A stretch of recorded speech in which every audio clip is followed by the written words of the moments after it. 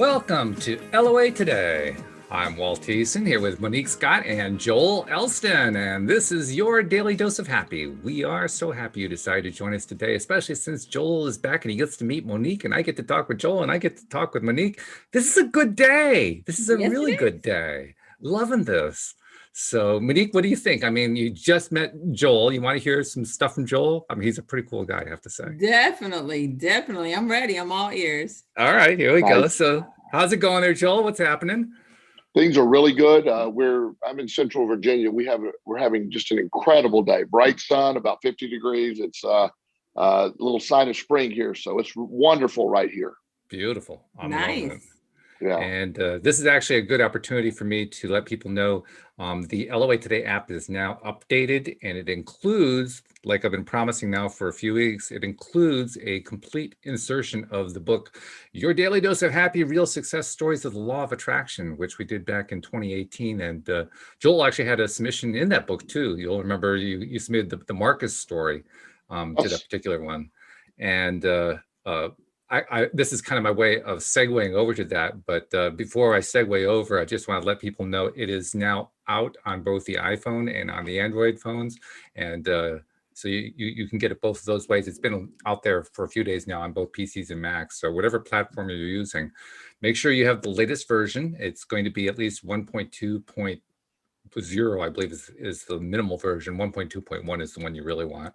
And check it out. It's 55 manifestation stories, and most of them are written by law of attraction coaches and life coaches and so forth, and really, really cool, interesting stories from a wide variety of perspectives. So check it out. Check out Joel's story too. And I'm going to kind of call on you, Joel, because we haven't talked about Marcus for a few years now. And I was just wondering, can you give us like an update? Well, first give people an idea of what the story is, because a lot of our listeners haven't heard the story. And what's been going on with this guy? Well, I'll tell the story and then sort of update where we're at. Okay. Marcus is a young man I met, and that is not his real name, so no one needs to worry. Right. I met him in my practice. He was in foster care, and he had been to every therapist in town, and I know the social worker that was in charge of his case, and he just an outstanding young man. She could see his strength, and no one was able to really get through to him. He had a really bad backstory. His mother had died when he was in foster care. He was 8 years old. He had no other family, so he just got put into the system. And when I sat down with him the very first time, I asked him to. I agreed to meet with him, and those, unfortunately, those cases my services aren't covered in those cases. So that's pro bono work. And I do that quite a bit, but I sat down with him, and he was expecting, the typical therapy response. And so I was asking, so what do you like to do? And he's like, well, he said, I'm oppositionally defiant. I'm depressed. And I'm like, well, no, what do you like to do? And he's like, well, I'm on these medications. And I'm like, you're not answering my, what do you like to do? I don't understand. Right. And he was he was baffled by my question. He said, I don't know what you mean. I said, what is fun to you? And he didn't really, all he could come up with stuff. So I said, okay, well, tell me about your medications. And he said, he was on, I forget the number, but it was an astronomical number. I'd have to go back to my file, but it was something like 12 medications he was on or something of that. And, psychotropic medications. And the first one he started with was Prozac, and he went through the list. And so I said, well, why are you on Prozac? And he says, well, I'm depressed. And I said, okay. And I just started with Prozac, and this young man was very bright. But in the beginning, he had been so used to traditional therapy that he was answering almost as anticipated as everybody always asked, as everybody had asked before. So I said, well, tell me about Prozac. And he says, well, it's because I'm depressed. And my obvious question was, well, why are you depressed? And he was getting really frustrated because the process that I was doing with him. I just kept asking questions. He said, well, I'm depressed because I'm in foster care and my mom died.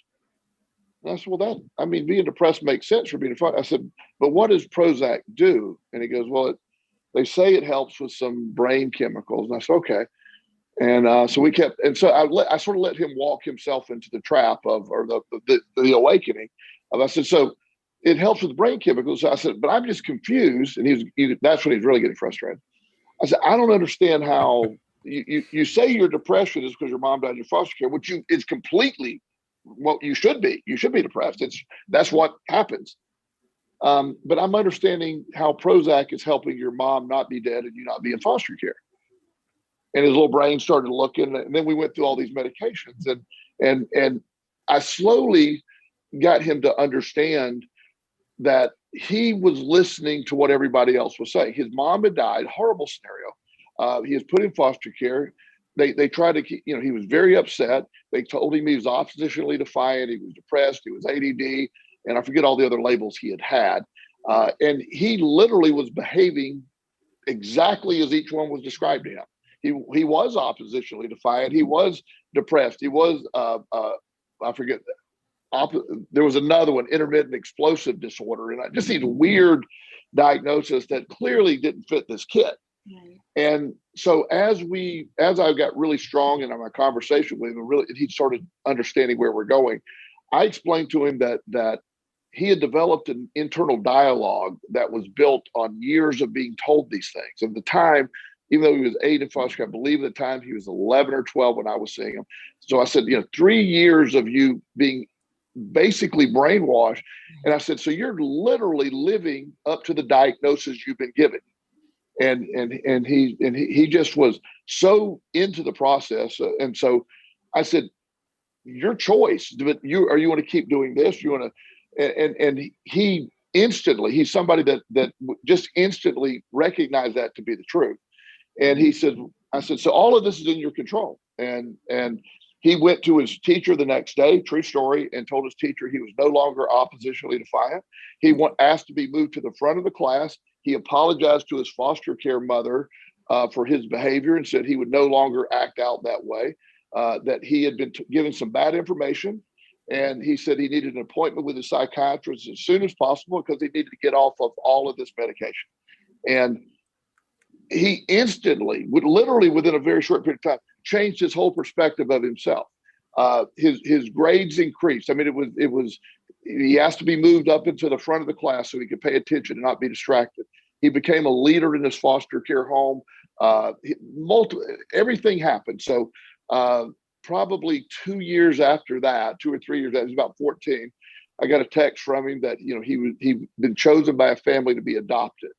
And he was so ecstatic, and I wasn't able to go to the adoption, but I was able to go with closed circuit, and I was able to see him, and he was thriving. And that's probably been 2 or 3 years now. Well, he's about to graduate high school, and he has been accepted to the University of South Carolina.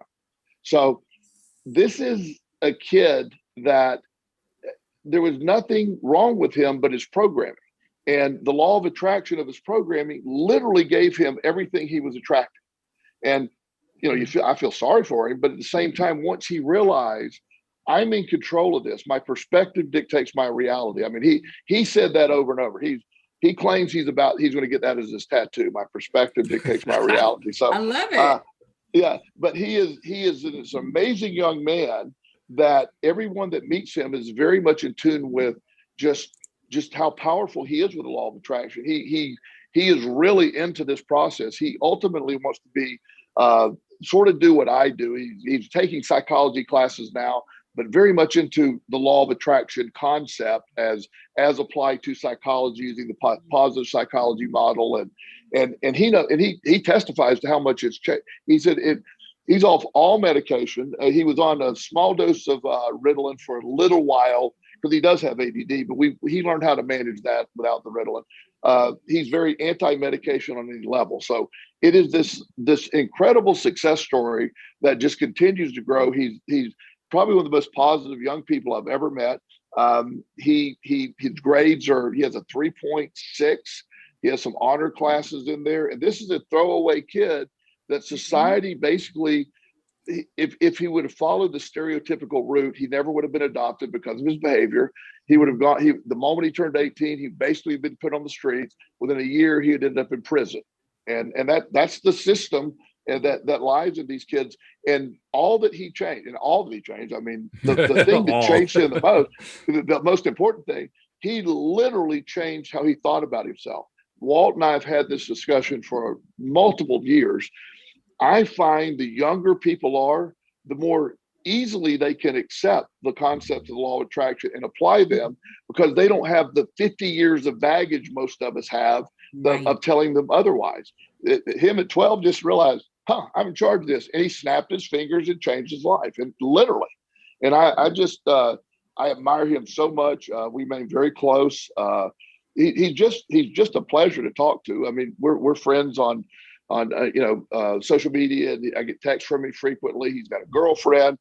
He lifts weights. I mean, this is a kid that anybody would be grateful to have in their life, and he's going to be a blessing. He'll change some lives, and it all changed when he decided to change his perspective. It was that simple. How's that, Monique? That was amazing. That was amazing. And so easy to believe. And I tend to agree with you, Joel, because I personally had a client, and that was a lot of her struggle. Walt, you and I have talked about this, from her Catholic background, and just trying to get or unprogram or reprogram, her mind to accept the concept of the law of attraction. She wanted to, but kind of like what you said, she's got 30, 40 years of programming that now she has to unprogram just to try to believe that things are possible for her, or that she can change. It's amazing. And Monique, you're so on point, because I share this all the time, so it's probably even repetitive from my last session. But our and I apologize ahead of time. I do that a lot. But our subconscious brain operates at about 40 million bytes per second. Our conscious brain is only about 40,000 bytes per second. Mm-hmm.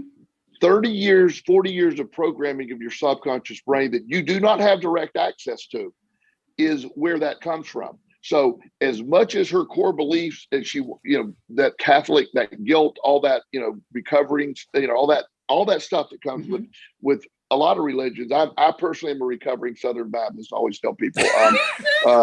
Yeah. So yes, Me too. Wow, that was a lot of reprogramming. But it sure was. Yeah. But once your client, gets to a place, or gets, the access to the subconscious only comes through repetitive, self-talk, and getting there, where you're like the young man, Marcus, he didn't have 12 years of, only had 12 years of programming, and really 4 years of bad programming, and sort of the science behind it. Up until 7 years old, you're basically in sort of in a trance-like state anyway. So really, he only had about 4 or 5 years of really negative programming, that once he was able to let it go, he had a really quick shortcut. Your client had 40 years and had it reinforced. And the law of attraction, because we do get what we expect to get. Yes. Not only did she have the programming, she also had proof in her mind. See, this always goes wrong. This always happens. And do you know her personally? Because I swear.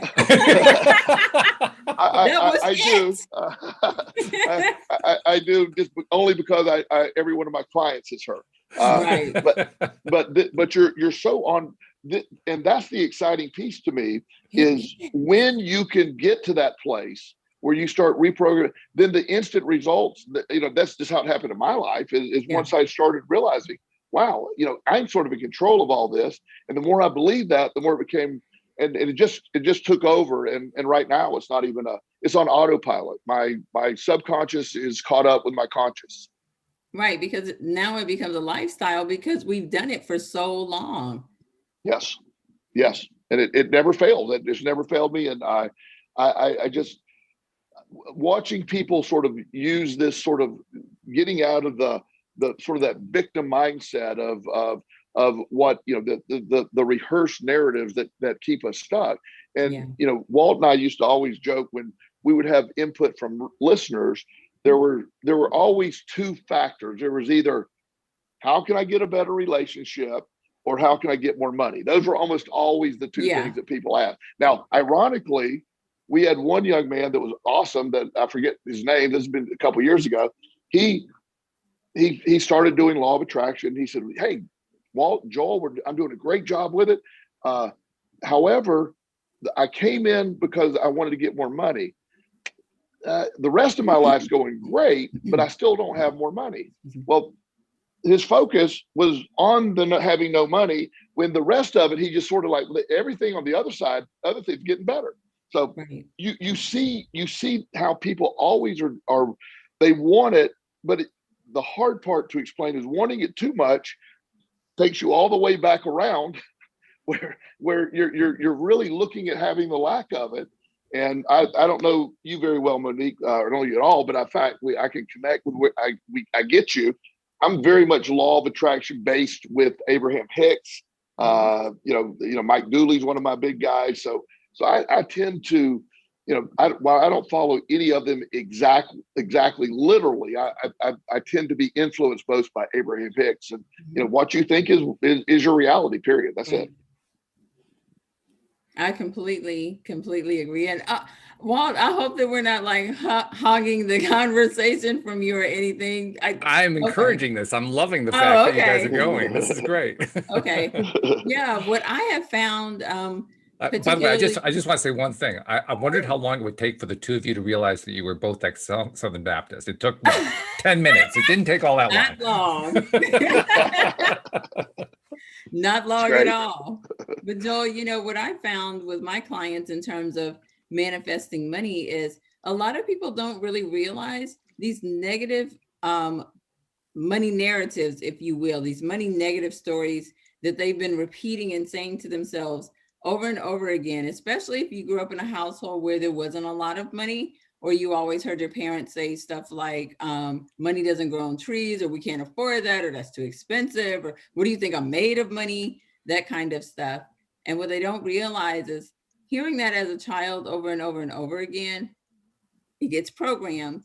And then they start to say it to themselves. So some of my clients, I remember one client, she could easily afford a 4-figure skyrise apartment that she wanted, right?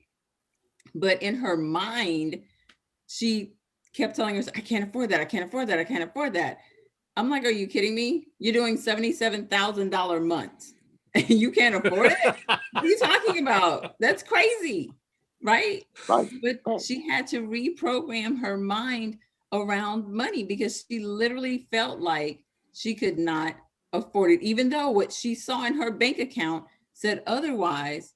That negative programming concerning money was holding her back from really being able to scale her business. Beyond that, she was much more capable of doing way more than that.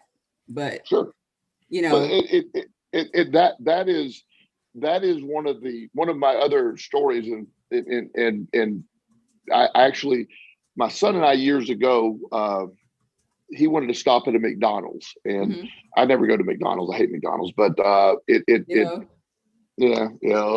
But the young man behind the counter, I drove up in a Porsche, and so the young man behind the counter, very nice young man, and we started a dialogue. He saw what I drove up in, and he said, "What do you do for a living?" I said, "I'm a life coach." And oh wow! And I said, but I could tell how. I mean, really enjoyed talking. So, well, what are you going to do?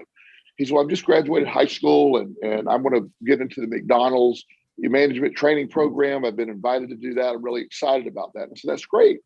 I said, "Have you thought about doing anything else?" And he was, he was an African-American young man that had, super kid. You could just, that energy was right there. And I said, "Well, as we got our food," I said, "Here's my card. If you ever wanted to talk about anything or advice, I might have some ideas." He goes, "What do you mean?" I said, "Just put it in your wallet, call me if you want to." So about a week later, he calls me and he said, "I don't know what you were talking about." I said, "Well, look," I said, I want you to, nothing's wrong with McDonald's, but why don't you maybe look out there what's better? I said, there's what did you like in school? And so we go through this whole process and just sort of an evaluation with him. And he loves science. And I said, "Well, there's a program that would really match you." I said that you could go to school for free. It's a 6-month certification, 9-month certification. You become an X-ray technician. And he's like, "What?" And I said, "Well, yeah, just call." I had the name, contacted the lady. "Just call her." And he said, "Well, I don't have any money. I said, well, it's free. You're missing the free part. They'll train you. And I said, about halfway through the program, the hospital will hire you for your sort of your internship, and they pay like $20 an hour. And he's like, that's more than I make it, a lot more than I'll be making at McDonald's. Yeah. So anyway, and he said, but what are you charging me? I go, I'm not charging anything. I just want you to just do that. Right. He couldn't believe this was that easy. So about 2 hours later, his mother calls and goes off on me. She said, what the hell are you telling me about to my son? You know, he's the first one to graduate high school. He's the one that is going to take, and he's got this opportunity at McDonald's. You're trying to, you know, what do you want from him? I said, ma'am, I don't want anything from him. I'm just telling him there's an opportunity. And she said, you want something. Nobody does this for free. You want something from him. Wow. I said, no, I don't. She said, if he runs this opportunity at McDonald's because you put these big ideas in his head. And so anyway, I calmed her down a little bit. And I said, well, not even. I said, and I explained, I said, you have generational poverty. I said, I'm not trying to be negative, but you believe this is all he can do. And I see this incredible kid that can do whatever he wants to do. And we just see him differently. Mine comes from a different perspective, but he doesn't have to call these people, just call. So anyway, the kid calls, is accepted immediately. He thrives in the program. Just can't believe that they're paying him to go to school at some point. He gets it's just he's loving it. He's in his internship, he starts working at the hospital. So there's this doctor that he meets that just loves this kid. He's an old white dude. So I mean, just like he just loves this kid. He's like, yeah, this is it. And so they become really close. The doctor hires him after he gets his certification to do the x-rays at his private office. And in addition to working at the hospital. So this kid starts making about 80 grand a year within about doing really well. And the best part of the story where it gets just almost unbelievable is this doctor is an older doctor. He has no kids. He has a very big practice.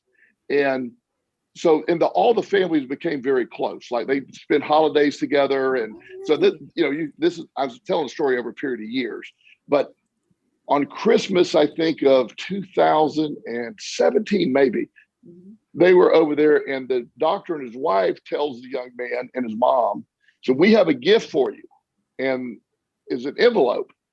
He said, he's an alumni for the University of Texas. He said, we're going to send you to college to be a medical doctor, and your job is going to be to take over my practice when you're done. Oh my goodness. Yeah. Wow. Amazing. And the mom has become one of my biggest supporters. Apologizes almost every time we talk. She went back to school and is a nurse.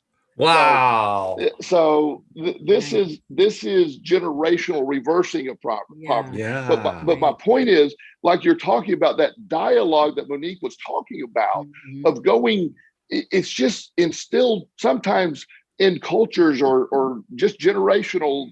I grew up in a family of a lot of addiction and a lot of lower middle class dysfunction. And I mean that with just always feeling like you were the victim of everything. Like the man got, if you have any money, you're lucky, or any of that stuff. And that reprogramming, I mean, my mom, I love her. She's passed away and but she was the most anxious woman about like money and fear. She struggled with money her entire life. Even my dad, who did very well, her anxiety over money eventually overrode his sort of, mindset. It's incredible to watch that happen over time. She really attracted a lack of money in her life her entire life. And it was really sad to watch. It really was. And I had to break away from all of those things. And I don't have a lack of money anymore. I have an abundance and continue to have an abundance and have unlimited. I can't be any more busy than I am now. I have a great career, but it all changed by reprogramming all this stuff, just like you're talking about. And it's not easy. And when we say that's all there is to it, that's a lot harder than that is all there is to it. Yeah. Right. Interesting thing I got to share too. In the live stream, we got people listening in the live stream. One of them is named Rebecca, and she was asking about your background, Joel. She wanted to know if you were a therapist. And I said, well, he was a licensed therapist. He's since kind of transitioned over to being a life coach. And she says, well, as a therapist myself, that's something that resonates with me. And she says she's also an Abraham Hicks LOA believer. So she's just blown away that she found this podcast today. I just had to let you guys know that. Well, yeah, and I'm glad she's listening. One of the things that I found with traditional therapy, and this is my opinion, so much training in traditional therapy. First of all, there was limitations, and the if you're licensed to do that, you have sort of a boundary that you can work within. And I realized a lot of my thoughts of law of attraction was directly opposed to my training in therapy. And so I certainly am not upset with anybody who's a therapist. I think there's certainly a place for that. But a lot of traditional therapy has become so trauma based, and I agree, trauma is a big factor in all of this. But you can be stuck in trauma, and I know some of the models basically they never work toward getting out of trauma, and so it's this law of attraction sort of offers. I forget which one, but one of the Abraham Hicks books, she literally talks about childhood trauma. And they said, well, does it matter? And she said, if you want it to matter. I mean, it mattered.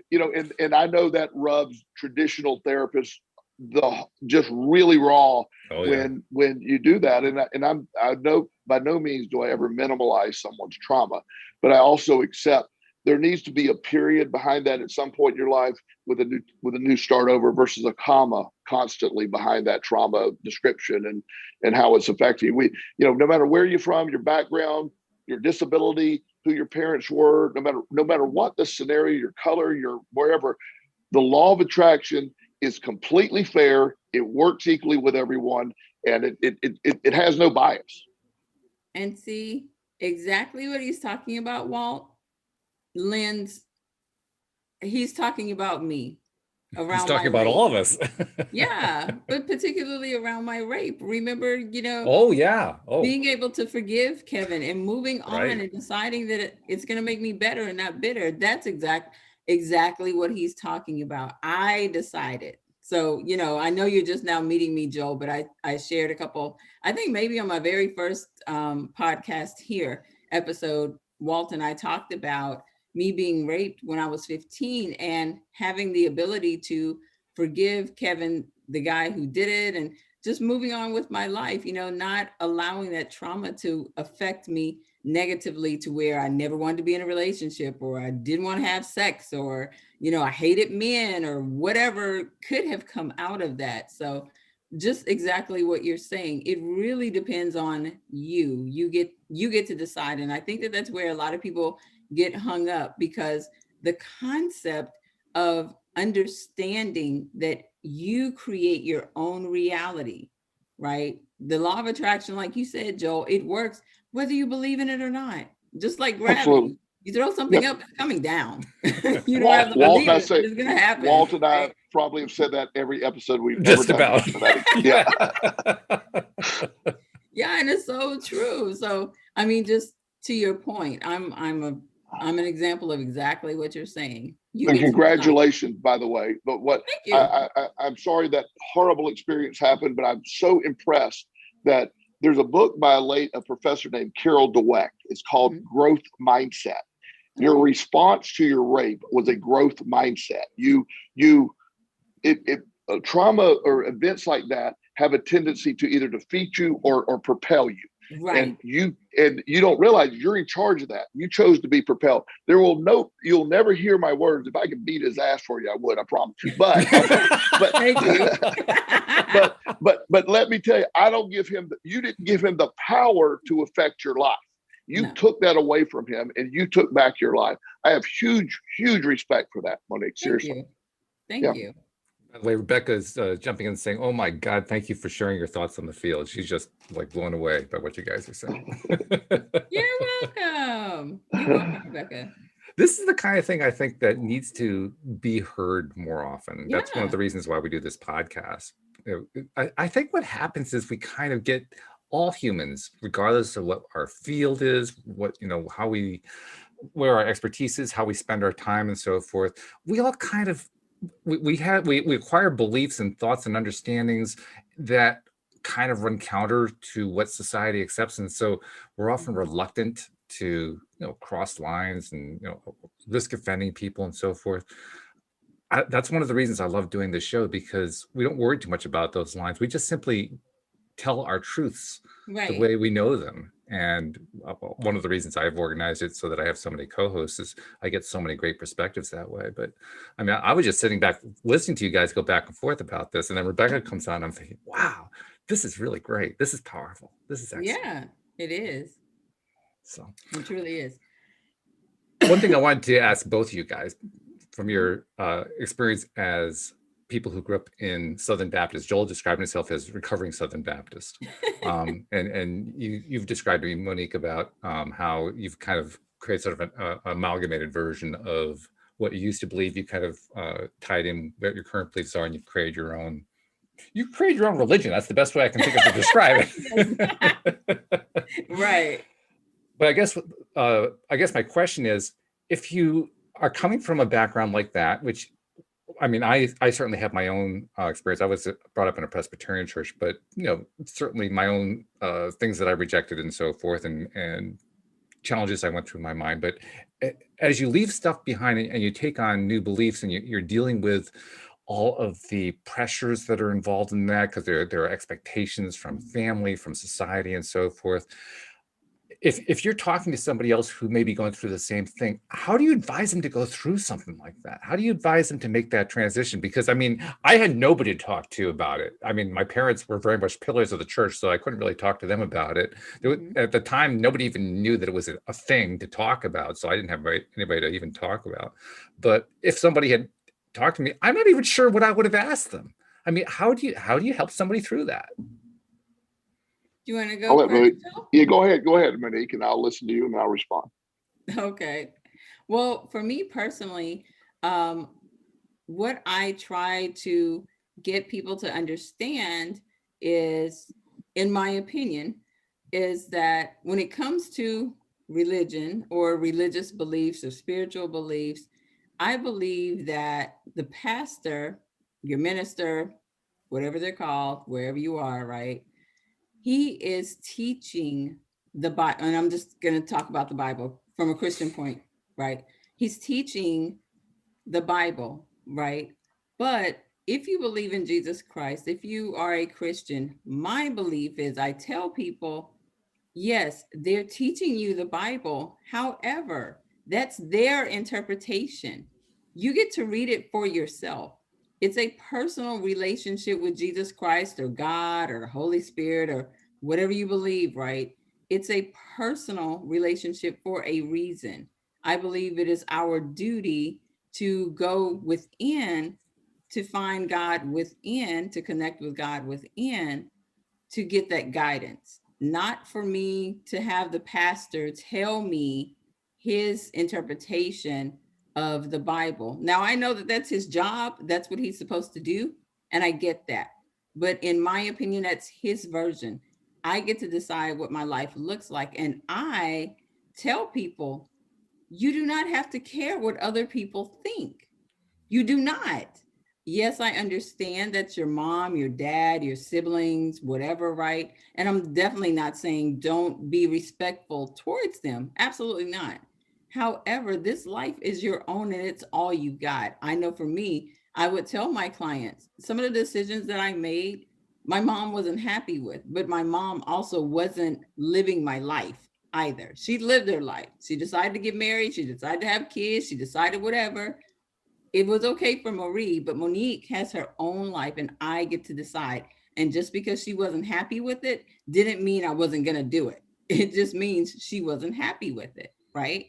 So that's kind of the perspective that I've come towards with my clients, just reminding them that everything is your own decision. And just because that's what the pastor says it is, you need to find that out for yourself.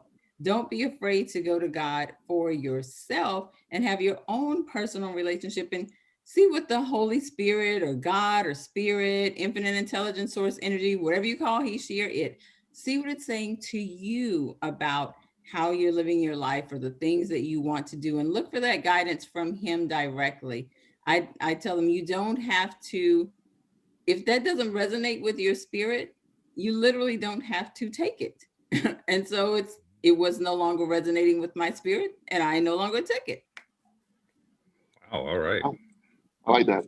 And I'm a lot of, I went through a huge struggle at a young age. I remember being, my family was in church every Sunday. I was in Sunday school. Yep. And I remember just, I would ask the questions like, how did the penguins get on the ark? And stuff that just made absolutely no sense. I kept saying that I'm sorry, I just can't. But instinctively, sincerely, I knew there was something. I felt an energy. I felt a presence. But the story they were telling me just didn't add up. I mean, I tried to talk to my mom, and I tried to talk to the preacher, and I was told that Satan was interfering and all this other stuff. And it just, I'm going to go, no, I'm not buying that either. I mean, I would. So while I have a huge belief in God, the whole structure of religion, now that I sort of see it, is, there's a lot of profit. There's a whole industry of religion. And again, I'm not, and everybody does what everybody wants to do. I'm good with all that. But there, it's something that goes full circle with me. When I was struggling, I just kept instinctively knowing there was something there. And I mean, I was asking everybody, even went to my hometown library, just trying to look up spiritual books. Well, again, a Southern Baptist town in Florida is not going to have anything. The spiritual book they have is just two different versions of the Bible. Right. The modern version of the King James. That's it. That's right. Yeah. So yeah. And ironically, this is the time where Seth Speaks, James' book, Seth Speaks, was huge. It came out. And I remember asking my mom, I said, there's got to be more. And she said, there's nothing else. And your search for it is what's going to send you to hell. And so I'm like, okay, well, probably don't want to do that path. So, when your own family and you're preachers that you're going to, so I then, as life went on, I went through my struggles. And again, I instinctively knew there was a God. But then when my introduction to law of attraction was The Secret, I've talked to Walt about that a bunch, which led me to a bunch of other studies. I've read all this Jane Roberts stuff, Seth's material.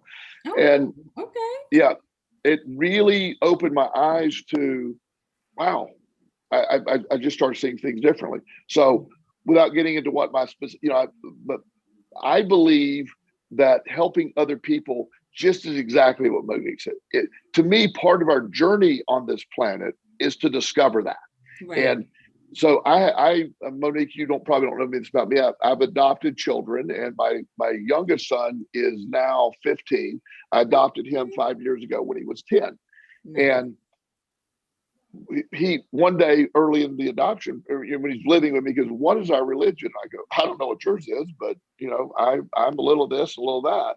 And I said, "But I want you to ask me all the questions you want. You have access to everything, and then you tell me what you believe, then I'll finally tell you what I believe. But I don't want to influence. I want you to get to that journey." Right. And so one day I get a call from the school, and again, I live in a sort of a rural area of Hanover, but it's called Hanover, right outside of Richmond. And the lady was really nice. She said, "I see that you and Justin are Buddhist," and I'm like, "What?" And I just went, I'm like, yes, we are. And and she said, "Well, I didn't know. Do we have any like food restriction?" I said, "No, we're good. We're fine." So I laughed and I went, "Justin," I said, "So we're Buddhist?" And he goes, "I am. I don't know about you," but it was hilarious. So and so, I've encouraged him. I've since shared my time, and believe it or not, a lot of the Buddhist thought is exactly what I believe. It goes it matches law of attraction in a lot of ways. Mm-hmm. So my point is, I always try to, just like you're saying, Monique, just try to, this is your search. It is, God didn't put us here to just accept blindly the fact that, every 12-year-old boy who masturbates is going to burn in hell. I'm finding a really hard time believing that. That's just not something that I'm going to get, on board behind. Right. Or somebody born into the country that never hears the message in a specific way, and they're going to burn in hell for that. It just doesn't Right. match. And, Yeah. so when I got to my awakenings, and I sort of, and I'm still open. I still like to learn. I still study different philosophies and religion. So, I factually know there's a God, and I have sort of an evolving, I've created in my own way, sort of my own religion. Yeah. And I could break it up, 72% Buddhist, I'm this, but I'm very pleased. I'm very comfortable with mine. And when you're dealing with people who are, like my mother would say, before she passed away, she would be like, we had a really good conversation about 6 months before she passed away. And she said, there's a way she started. She said, I really am worried that you're going to burn in hell. That was her conversation. And I said, Mom, I know you are. And I said, I don't believe you're going to. And I'm very comfortable with mine. I just asked you to give me the honor of not dismissing the journey that I've been on to come to what I've come to. Mhm. I am not putting down your religion. Right. And I'm asking that you accept my spiritual practices are right for me. And I'm willing to deal with any consequences that may come my way. But I wish we could put that behind us, because this is too much of a topic between us. I want to move past that. Mhm. And we came to that last 6 months of her life. We never discussed it again, which is really good. Especially Nice. considering what kind of a warrior your mom was. I mean, you touched on that, but Oh, we've talked about yeah. that before. And she was a world champion. Let's be perfectly Yeah. honest. Oh, absolutely. She was relentless, and she believed all her heart. I mean, and fully and blindly, and Mhm. to the most fundamental side of it. And at the same time, she was able, giving her great credit toward the end, she was able to accept that while we strongly disagree on probably 90% of what she believed, that nonetheless she could see the changes in my life. She certainly said, well, I'll be honest with you. She said, I never would say this to anyone, but what's going on in your life? Something's working. So I got to give you a little credit there. And considering the journey Law you've of been on, yeah. attraction, Mom. I mean, Yeah. it basically was laid out for her in black and white, just seeing what you went through, because she knew perfectly well what you went through, and you went through. Absolutely. You actually did go through hell. Actually, Yeah. it just was Yeah. a hell on earth. Yeah. And yet the way you came out, I mean, it's impossible to argue with the result. That's Right. the thing. How do you argue with the result? You can't. And Well, you can and that's my try, point. but You can try, yeah. And again, I'll tell people when I start this journey with them and coaching, as we look at those areas, because I start with, the law of attraction doesn't require any change in religious belief. There's parts of the Bible that discuss, belief, faith of a mustard seed. You can move a mountain. There's a lot of there's a lot of, is it one of the books that was removed from the Bible? I think it was the Gospel of Thomas. Yeah. Is basically a law of attraction book. Yeah. That's all it is. All it is. Yeah. It literally is like, and Thomas's claim was that this is the conversations him and Jesus had sort of privately. And of course, that didn't match the narrative. You're going to burn in hell unless you do this. And so that we had to take that out of the Bible. But in Seth Speaks, she also refers to, or Seth actually says that Jesus existed. But if, for example, in the Lord's Supper, he was trying to demonstrate that by this is me, the bread you're eating is me. If you are God, God is within you. I'm not the Savior. The bread is all of us. We're all God. God is internal. That was the message. That doesn't work out to a very good religion when you don't have, doesn't make a lot of money. So they had to adjust that a little bit, but Seth claimed that that's exactly what Jesus and Buddha and Allah were all trying to teach in different ways. And I completely agree with that. That just kind of goes back to the conversation that you and I had, what is it, last week or the week before? Well, when I was saying, God is within us. We all are God. I believe that every human being, every creature, everything on earth that's ever been created by God, whether we know it exists or not, we're all just little pieces of God. And that's it, because we're all him. Just him manifested in different physical forms, whether that's water, whether that's air, the moon, whatever, right? And Monique, something that always resonates me when I meet, again, we met 45 minutes ago. Yes. but we already know each other like we've known each other for 20 years. So, I know. so when you meet and when you meet people who have all been on, we have incredibly different backgrounds. We come from very different places. We have many different experiences, but you and I end up at the same place basically.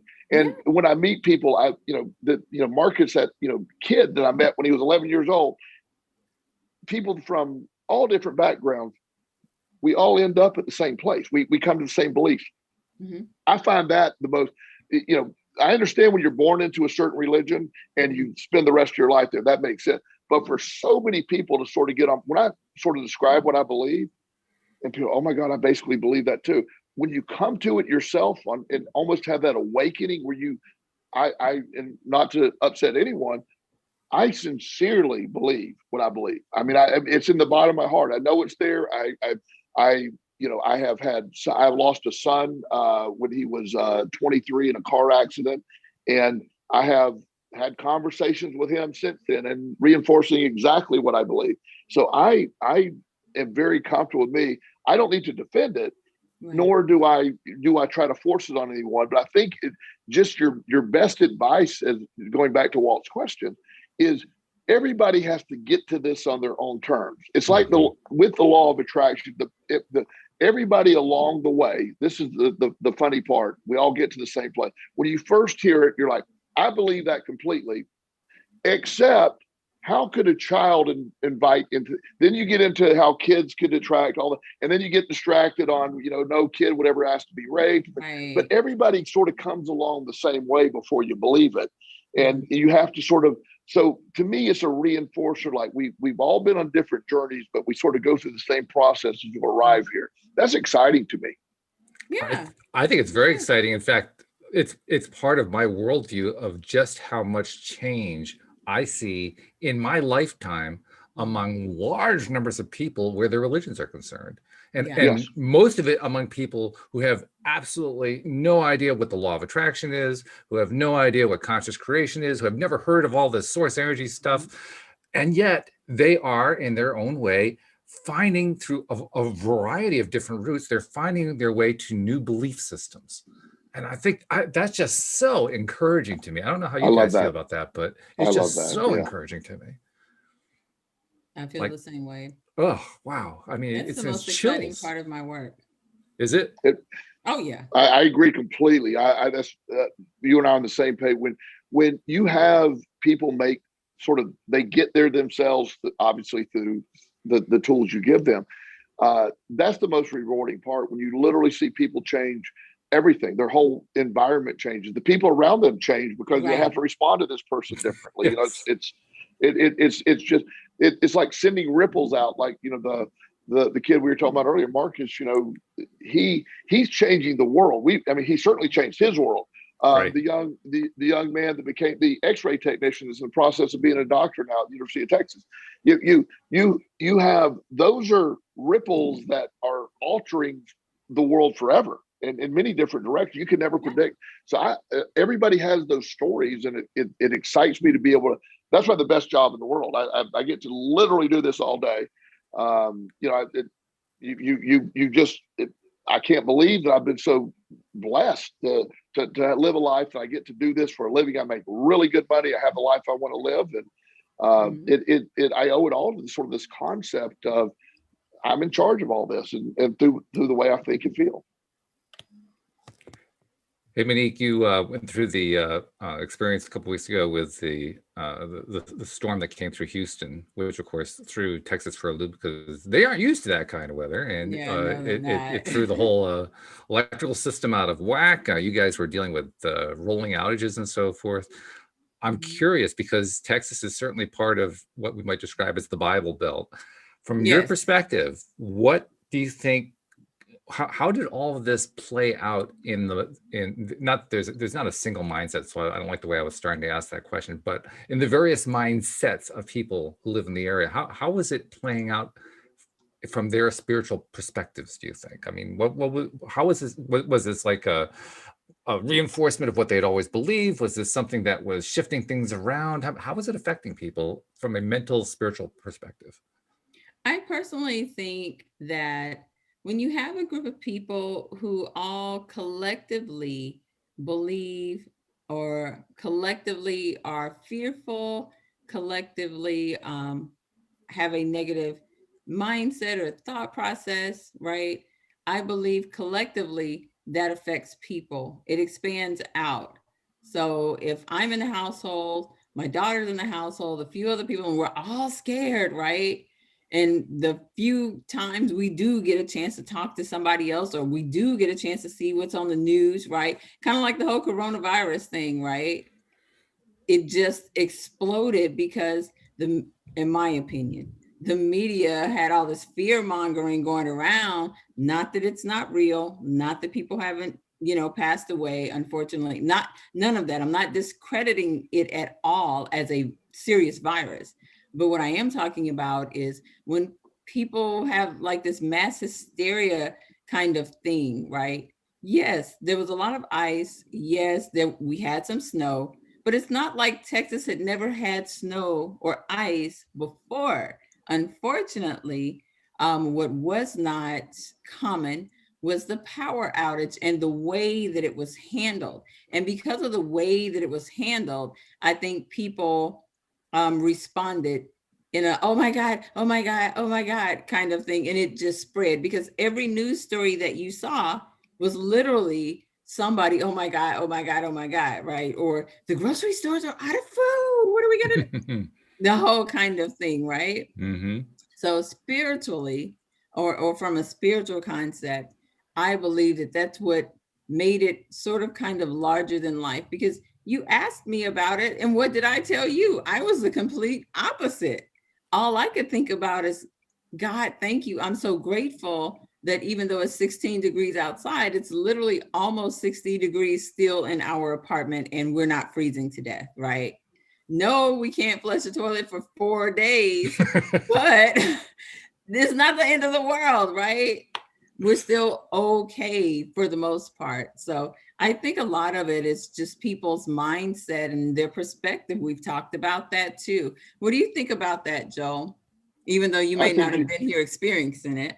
Well, I completely, everything you said, not shockingly, is completely in tune with what I believe. The fear we give something, the energy we give it, the collective energy can amplify it as well. And I don't watch, Walt will tell you, I don't watch any news. I literally watch no news. I watch nothing. I don't either. Yeah. It's I don't even have cable. Haven't for 10 years. years. Yeah. And so all it does is it's called programming for a reason. They literally are programming your brain.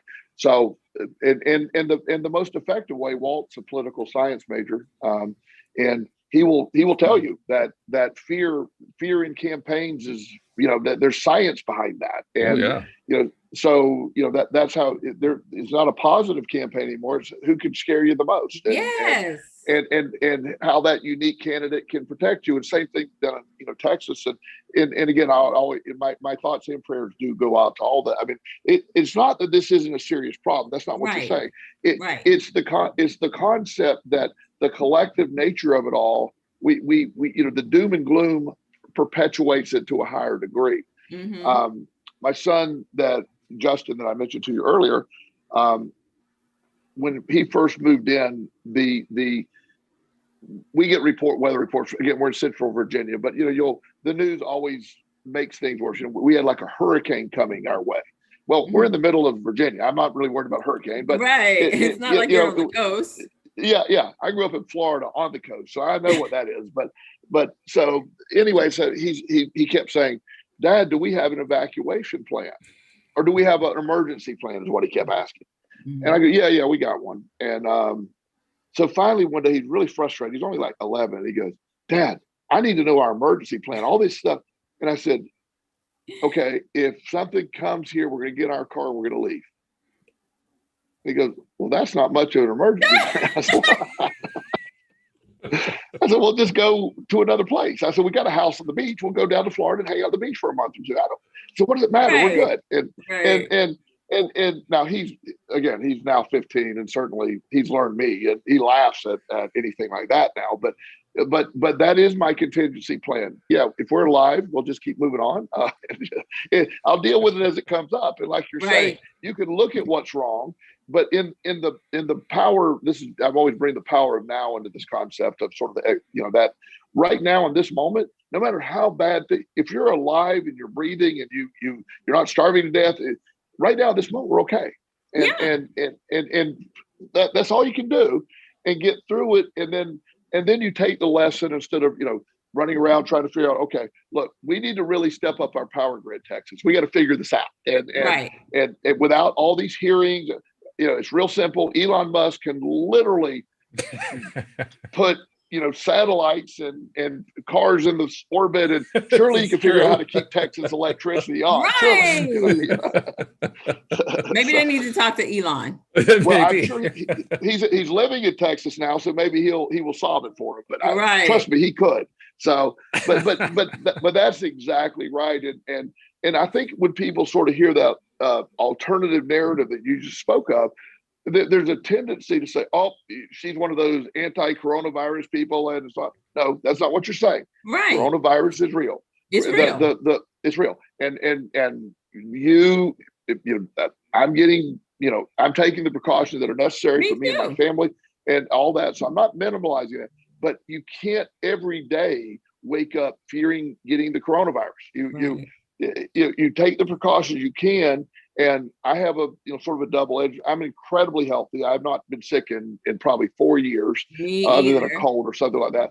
And if I were to get it, I have zero doubt I would dismiss it. It would not. I just not going to. That's me. That's not saying that somebody that got it is weak or weak-minded.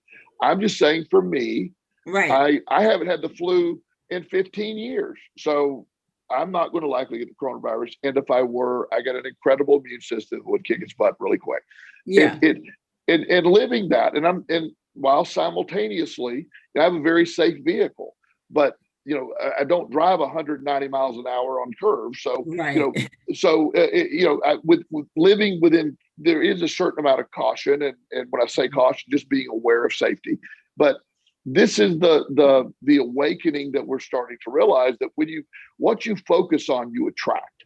And that's just the bottom line. And when every day, and this was so telling in the beginning of the coronavirus, they had the countdown to how many people died, or how many every day. 48,000 people died, and blah blah. Now, they didn't mention 3,742,000 have had the virus and cleared it. They didn't mention that. No, they're not going to tell you that. Yeah, because it doesn't sell. And then all of it's like these number of people died, or the highest increase, or all this other stuff. And it's like, no, you're not reporting it fairly, because you put the focus on, it is a very survivable, for not everyone, but for a lot of people, it is very survivable. And so let's put a right amount of energy into it. That there's somewhere between zero attention to it and 100% attention to it. There's somewhere in there that's a healthy percentage of attention to it. I'm aware it exists. I'm in the gym every day of my life, so I wash my hands. Me too. I multiple times. One thing I also noticed that, when I say I don't get sick, I don't count little silly colds and stuff like where you get stopped up. And, nobody's getting the flu this year because our safety, one good thing is coming. People are wiping down their stuff better. People are doing so. The idea that it does work when you try to just take the most basic precautions, but just living a fear-based existence invites more things to be fearful of. And unfortunately, it's a very it's pervasive in our society and the media and our politics. No matter which media you turn into, they're making you scared about the other side. And it's just the way they do it. And there's nobody really saying what we're going to do for you, as much as they're saying is what those people are going to do, and they're going to ruin your life. They're going to take your guns away, or your right to be this, or your right to be that. It's just, there's so many things. They're just not true. Right. One of the things we talked about a lot, Joel, is whenever we did these shows, how quickly the hour goes by, and it did it once again. Oh, really? Oh, wow, it did. I mean, know. it just flew. Which shows how much we're into it and how high the vibe is. We don't even pay attention to it. But yeah, we just blew through another hour, and it was a wonderful Wow. hour. Yeah. Yeah, it was. But so all this means is that, Joel, you're going to have to keep checking your schedule and finding more times to come by and visit us again. That's all there is to it. Definitely. I will. Monique, it was so nice to meet you. Thank you for allowing me to sit in today. The pleasure was all mine. Anytime, please come back. Absolutely. all right. Yeah. Thank you, Walt. We love having you, Joel, and keep doing all the good stuff you're doing, man. You're one of my favorite people in the world. So thank you very much. Thank you, buddy. Good to see you. I got to get on the road, but it was good to see you. Thank you. All right, All catch you right. later. Have a And good day. Monique, what do you think? I mean, did I undersell him? I mean, come on, let's be honest. You did. You Did I? did undersell him for sure. You did. Well, then I'm gonna have to work on that. That's all there is to it. He is absolutely amazing. He is He's amazing. one fabulous. I mean, I got to do. He was my co-host, my only co-host on a weekly basis for about 3 years. Wow, really? So every single week, I got to have this conversation with him. Yeah, really, really good. So lucky. Well, that's why I keep inviting him back, and that's why I keep having people like you come on. I'm lucky, and Yeah. I'm lucky in so many different ways. The luck just keeps rolling and rolling and rolling. Yeah. I love it. You're It's so good. attracting it. I am. Thank you for being the person I attracted. I appreciate that. Yeah. I'm glad you attracted me too. I'm glad as well. Absolutely. I So, love being here every week. This is amazing. You have some really great guests. Last week wonderful people. with Dean, and then this week with Joel. And it just keeps getting better and better and better. It does. So- Tomorrow you'll be with Daniel. Yep. Dan Mangata tomorrow. Yeah. Yep. And you're going to be dropping by next Monday, maybe? Is that a Yes. possibility? All right. Yes. Because Louie and Amy, they were already ready for you. I mean, they're all set. Well, you know. tell them to get ready because this Monday, yes, definitely. Okay, I'm excited. they have everything lined up. I mean, as soon as I even mentioned it, they were like, "Oh," and they started telling me all this stuff and so forth. So yeah, it's going to be good. All right, Awesome. we're like 2 minutes over, and PRN doesn't like that, and this goes on PRN, so I'm going to have to stop right here. But thank you very much, Monique, and thank you very much to our live streamers, and especially thank you to our podcast listeners as well. We'll see you all next time here on LOA Today. Goodbye, everybody. Bye, guys.